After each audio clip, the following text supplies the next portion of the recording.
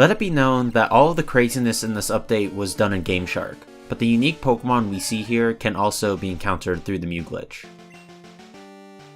Welcome back to our mind-bending adventure.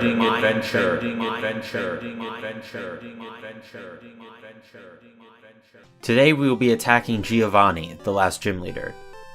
Wait. Well, first of all, my name's still Joshies. I can fix that, but it takes effort. I'll do it later. Secondly, we completely missed Sabrina. I can't do, so we're gonna have to go fight her next. Unfortunately, going to her is going to be pretty boring.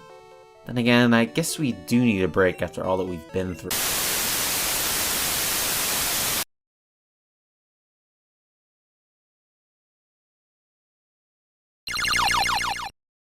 Game Freak, your strange ear icon will never cease to confuse me, as it has nothing to do with games or freaks. That is an ear, right? And lo, a shadow sprints towards me. I have enslaved their kind, and now they seek revenge. I could see this coming. Ever since the inevitable resistance of Lord Fatty of the Cerulean region, I began to feel the pinch of failure. It grew as our adventures continued, and now it comes to this. I stand my ground with sword ready, prepared to fight any horrible creature that awaits me. Oh, it's just a Pikachu.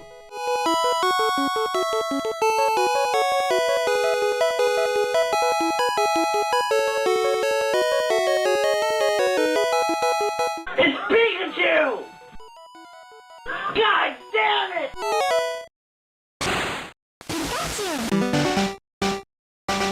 Welcome to Let's Horribly Break Pokemon Blue, Special Pikachu Edition. When Game Freak decided to make a third, or technically fourth, first-gen game, there was no doubt that they knew of the various glitches and quirks that were discovered by the players. Most notably the missingno glitch. They were able to fix that in this game by finally changing those little strips of land by Cinnabar and Seafoam. That is not to say, however, that some things were still left uncalled for, such as the Mew glitch, which still worked, and still allowed you to encounter a missingno. Not only that, but Special Pikachu Edition has its whole new cast of Pokegods. However, they are admittedly different. Game Freak made sure to make Pokegods and glitched Pokemon such as missingno harder to obtain, and the whole game crash among encounter thing is a lot more strict, making them not as plenty to get. However, this has created side effects, and we're going to explore some of that in this update. It's nice to finally have some color, even if it's only going to be for a little bit. Black and white can be a bit jarring after a while. However, the addition of pretty colors comes with a strange price. For example, this is what happens in yellow if you encounter Pokemon with none of your own. To be honest, pretty much the same thing happens like in red and blue, except the colors get a bit funky throughout the fight. Not only that, but any Pokemon you encounter just turns red, like this Rattata. For all I know, this placeholder Pokemon could have the Cool Trainer move like in red and blue, but I wasn't able to find out. As soon as I chose the fight option, the game soft-locked. Something similar happens when fighting a trainer as well. With that disappointing truth out of the way, for some reason I really expected something different. Let's get Oak to give us a Pokemon. Now the intro to Yellow works a little differently than Red and Blue. In R&B, as soon as you step into a grass patch, Oak tells you to get out and into his lab. In Yellow, you actually have to move another step north, so Oak can walk into the grass with you. Oak still tells you the same thing, yada yada yada, except since both of you are in the grass, a wild Pokemon just happens to appear.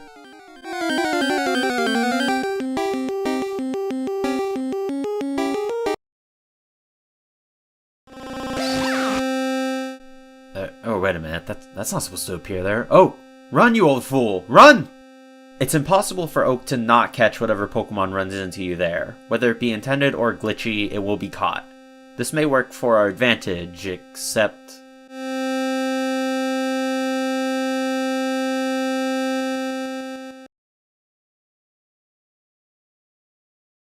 This is a glitch that for some reason is unique to Yellow. If you can successfully exit a fight from certain Pokegods, a March of the Clones will occur.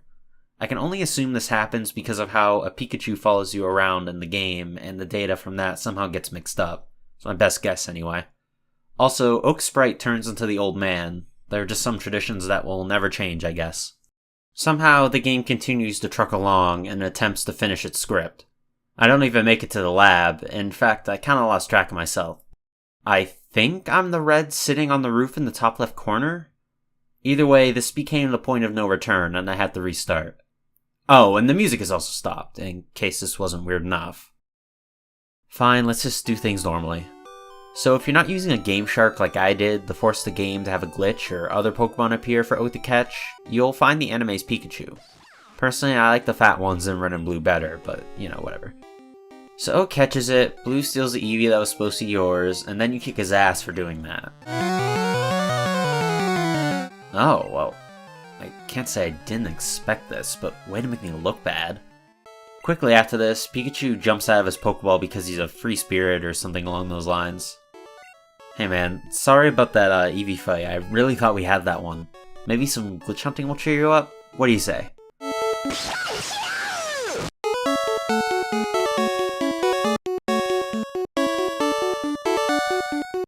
Alright, still mad at me, understandable. I'm sure opinions will change after we go through some of them, so let's get right to it.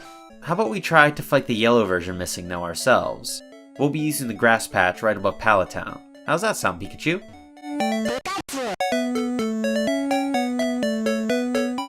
You're really killing my vibe here, Pikachu. Anyway, there's something important I should probably say about the missingno of yellow version. Yellow version missingno and red and blue missingno only share one thing in common, and that's the name. Where red and blue missingno is helpful, usable, and safe, the yellow version of missingno, well, words can't really describe it. First of all, it takes forever to actually start the battle. Not only that, but the music stops after a few seconds of a black screen. I tried getting this guy to show up for at least a half hour before finding out on accident that it just took that long for him to show up.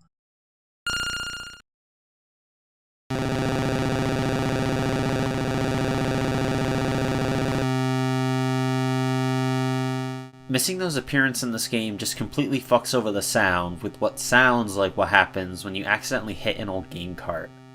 Despite this glitch's more volatile nature, I was able to at least complete a battle with it. Unlike the original missingno though, I wouldn't recommend catching this one, just seems too risky.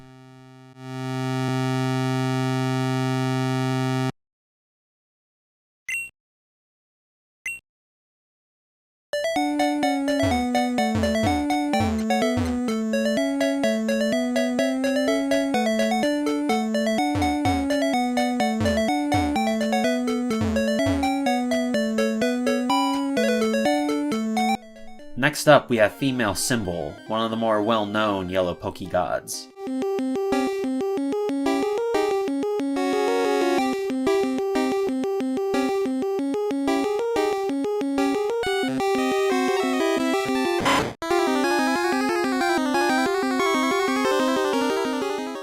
She can be fought and captured on a good day, and right now I think the stars are aligning. So before I pursue this any further, I'm gonna do the Oak's Parcel quest to buy Master Balls. With 99 of them in hand, I'm able to easily acquire Female Symbol. The most notable thing about Female Symbol, her cry, for some reason didn't leave much of an impression in battle. Once she's in captivity, however,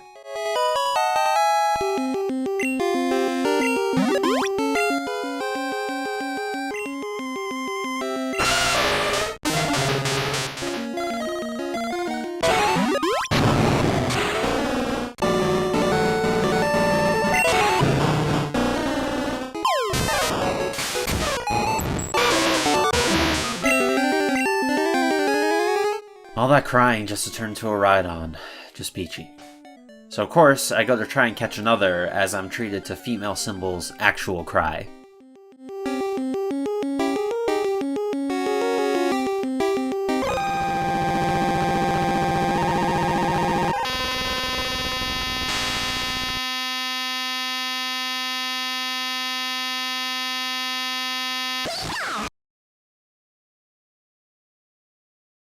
Pikachu is able to shut it up, but I don't know how long that'll last, so let's just catch it in our Blood Red Master Ball and move on, alright? Its moves seem to mimic Omastar, I believe. What I don't believe, however, is that this thing is dual normal type. I think we need an Eldritch type. What do you all think? How about you, Pikachu? How are you holding up? Ugh. Yeah, the scrambled graphics thing is still present in yellow, and it seems to affect more than just the battle sprites, as you can see. Okay, with all the clones, Pikachu being all fucked up, and me not even appearing, I think we're going to abort on this world line and show off some other glitches.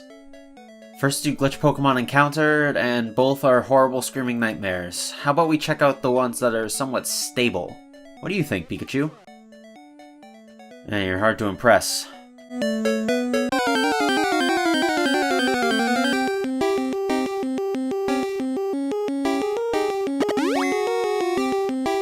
Let me introduce you to 3-Trainer Pokey. A stable glitch, fortunately. It's got a neat color to it, and in terms of effectiveness, I would say that it's Yellow's version of H-Pokey. Well, maybe a little more effective, considering it knows moves like Comet Punch, which pretty much fucked up my Pikachu. Pikachu's fainting cry is hilarious in Yellow, by the way. You have not lived until you've heard it.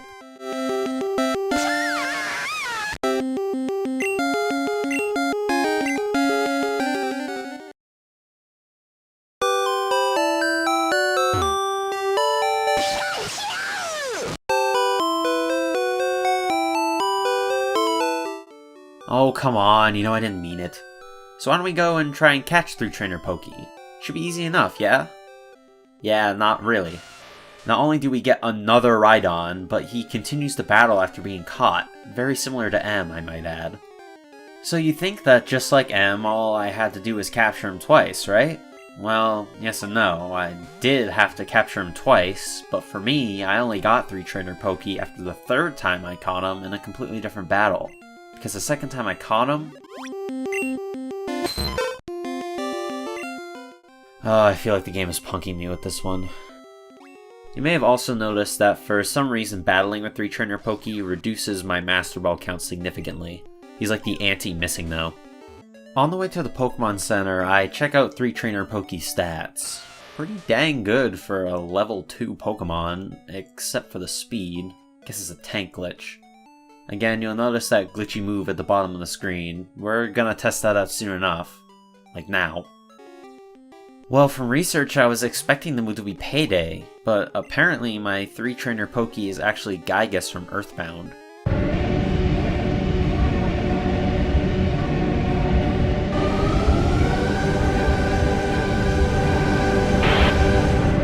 Once I hover over the option for the fourth move, Pokemon Yellow decides to pull the plug.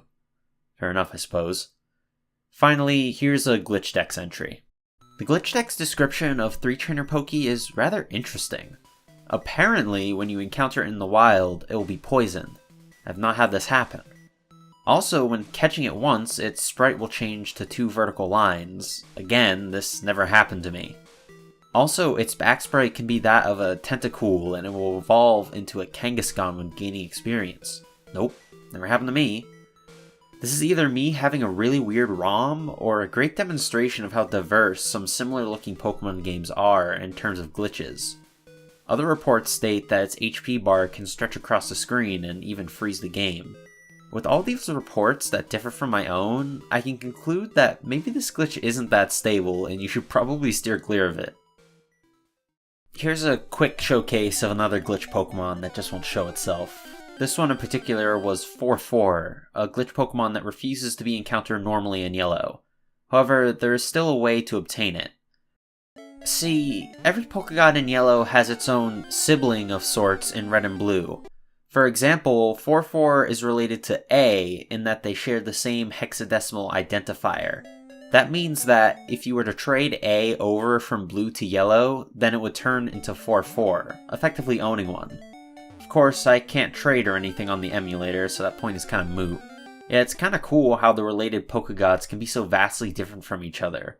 4-4 is a monster compared to A, as you can see.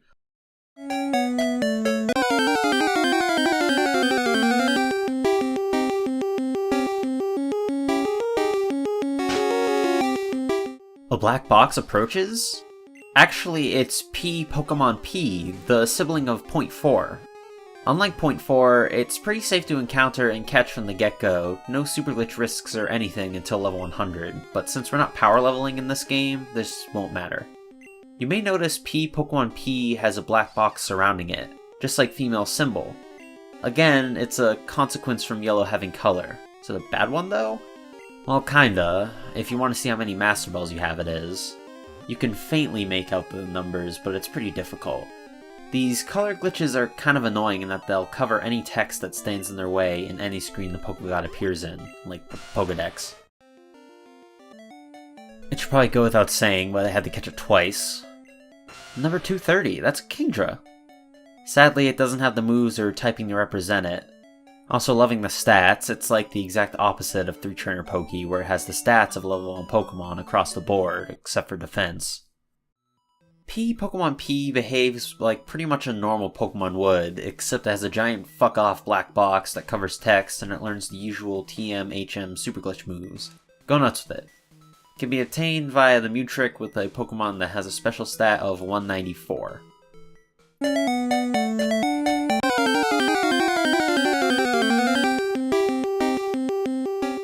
This is X-X. It is unique in that it is purple. Like the color purple. Oh, it also knows Flash as an HM move, which is okay I guess, but wow, that purple. I don't know why I'm so enamored in it, but I am. We gotta have this guy.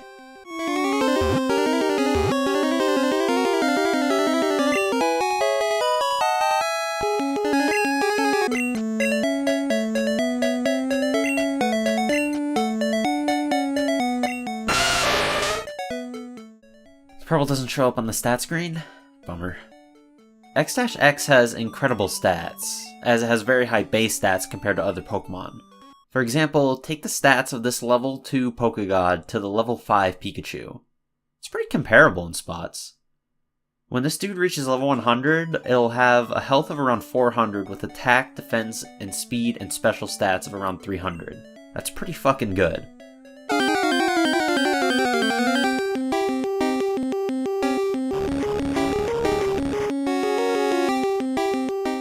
Now this guy I ran into by accident because I typoed a GameShark code. It's just a Slowpoke with a garbled name, but you also see how it looks like when you're using Pokemon P to fight. Yes, it blocks off all fight commands. Yes, it is annoying to fight with. Try playing through the whole game with it, I'm sure something fun will happen.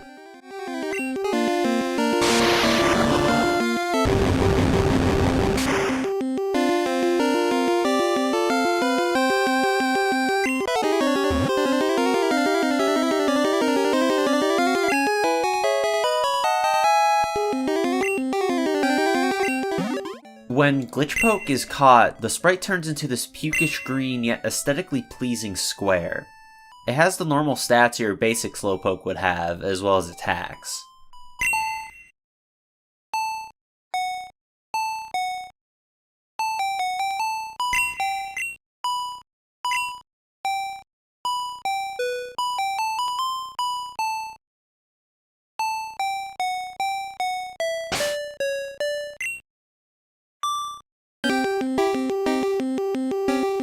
Now this is what I wanted to appear.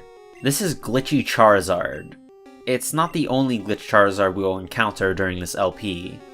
I don't know why, but for some reason, certain game glitches have a thing for using Charizard as a sprite. It has the same effect as A, in which whenever the name appears, you have to press the A button multiple times to get pretty much anywhere in the menu. As a side note, this is what X-X looks like when used in battle. It doesn't block out the text or anything, it just gives a nice purple tint, which personally I think is neat. Just like A in Red and Blue, nicknaming Glitchy Charizard will get rid of the annoying long name effect. I wanted to name it Glitchizard, but there wasn't enough room. Oh hey, it's shiny! Well, not really. Shinies didn't exist until 2nd gen. This is just the game's color screwing up again. You may notice that the attacks are quite blank. This thing pretty much has all the glitchy qualities A has, but it's not A's sibling. It shares a hex value of a Pokegod we haven't encountered yet. In battle, Glitchizard has the same attacks any level 3 Charizard would. Moves aren't too interesting. What's notable is that on some occasions, entering a battle with Glitchizard will make the game slow down. I wasn't able to get that though. Not only that, but it's one of the glitches in Pokemon that have an interesting evolution table. See, this Pokegod is part of a 4-stage evolutionary line. You may be asking, well, what does that mean? Let's imagine that you caught Glitchizard over level 100, which is only going to be possible through GameShark due to the missingno code being taken out. If you were to level up Glitchizard to level 255, it will evolve into either a Magnemite or a Geodude. What determines this, no one seems to know, but these Pokemon then evolve into their own respective evolutions, i.e. Magneton and Graveler. Technically, Graveler could then evolve into a Golem, so you could end up with a Golem that knows moves normally only fire types would know. It's a bit too much trouble, but if you're looking for something special, there you go. Isn't that interesting, Pikachu? God, fuck you. Here's another Pokemon that freezes upon encountering, Q. Q is the sibling of Charizard M from Wait a minute.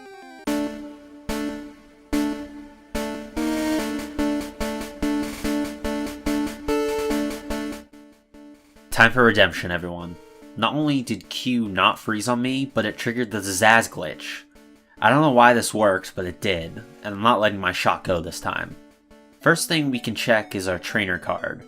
Interestingly enough, our name isn't Zazz, but rather Zazz. This is definitely the Zazz glitch though, no doubt about that. Next are our Pokemon. All of them have been majorly affected by this glitch, except for Pikachu for some reason, who managed to come out of this relatively unscathed. The trademark number 153 is all over the place as well.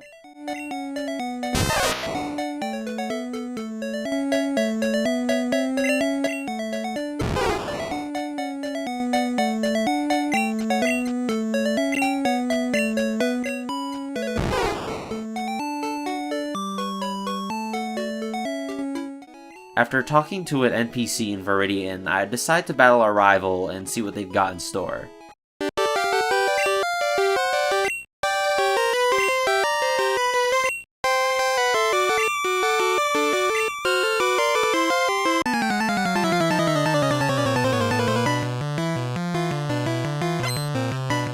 As to be expected, his sprite matches ours, and he starts off the fight with Q. The level disparity intimidated me at first, but I quickly realized that all my rival does is use X attacks on Q. Even still, I'd need some higher level Pokemon to put a dent in this thing. Thankfully, I've been gifted a few. Unfortunately though, it isn't that simple. Because my name has been changed due to the Zazz glitch, my Pokemon are no longer listening to me. It takes way longer than it should to take down Q, but it happens, and X-X levels up because of this. X-X decides it wants to learn a new move, however, and the game crashes. I tried to see if this was a fluke, but alas, our time with Zazz is short-lived. This might seem like a little anticlimactic to some, but keep in mind this was supposed to happen like 5 episodes ago. Time to reset the world line again. This innocent little guy is 44HY. There's nothing really special about it, only that it has the same stats and moves as a Slowpoke. But it does evolve into Q at level 6, probably the lowest evolution in the series that doesn't involve happiness. Evolving 44HY is easy enough in Yellow since the Pokemon are higher leveled compared to the starter areas in Red and Blue, and are easy to kill thanks to stuff like Confusion.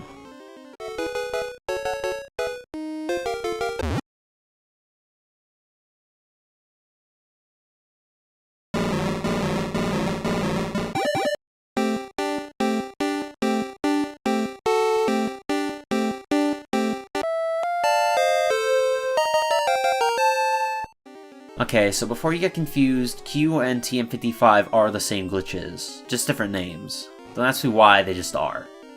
Q is a pretty unique glitch among other Pokegods. One thing you may immediately notice is this. When Q is above Pikachu in your party configuration, Pikachu just disappears. It's not invisible or anything, it's just not there. Pretty handy if you don't want it to keep following you. You could take the easier route of stuffing it in a box, but that's no fun. If you move Q to the top of your party, this graphical mess occurs. The Pokemon are still there and usable, but the sprites and info slowly deteriorate into whiteness. It's not permanent though. Moving Q to the bottom of your party negates all the graphical effects. Q itself will still be invisible, but selectable. And it'll be invisible no matter where you put it anyway. It doesn't end there though.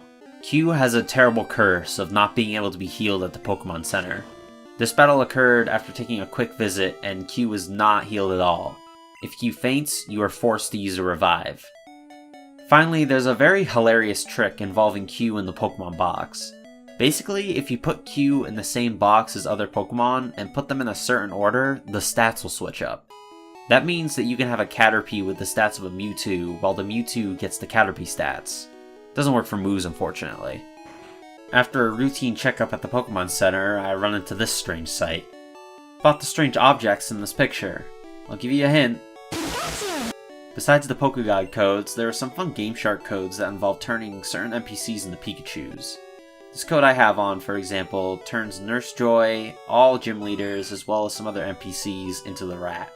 There's a few other miscellaneous glitches like this. Here's one that puts Pikachu and your sprite together, and here's one that's supposed to turn you into a Pokeball, but it only does it for a few frames at a time. As always, Pikachu's not impressed, especially since your sprite is now covering up his little expression box.